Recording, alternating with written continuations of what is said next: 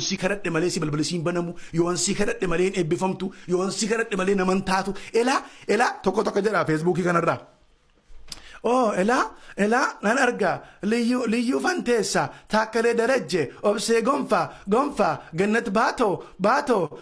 daawitu nan arga ela natti dubbata gooftaan silaa utuu narra si kadhachuu baadhe baga dhufte utuu nama ergaasii dabarsuu baadhe boruu sa'aatii 9 ruubitti halkan keessaa duuta turte jedha Facebook irra maal jechuudha kun sa'aatiif daqiiqaatti namni du'u kan himuu danda'u hin jiru. Kana jechuun maal jechuudha bakka yeroo hundumaa na barbaaddadhu kottu anumti yoon si kadhadhe hin jiraatta kanaachiin duuta ija namaa nama waaqayyo irraa warra kaastan akka Yohaannis Cuuphaa ija amantootaa gara fannoo Kiristoositti. Facebook kana gubbaas laayivii warra lallaban nan ilaala hundi isaanii ዛሬ ከዛሬ ጀምሮ ከዚች ደቂቃ ጀምሮ ከአሁኑ ሰዓት ጀምሮ የናንተ ተከፍቷል የናንተ አልቋል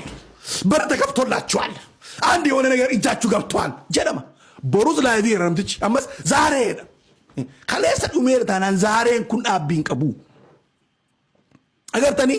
ሶሶባ ጎወምሳ ኢትጠበታ ceetetta si banameera si baay'ataa jira horaa jirta jecha nama fuudhanii lafa qalmaatti kan oofan warra akka kanaati.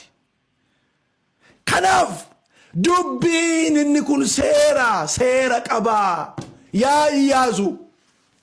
haasaan namatti tolu baay'ee dhufuu danda'a kana narraa si balleessu garuu hin shawwadamiini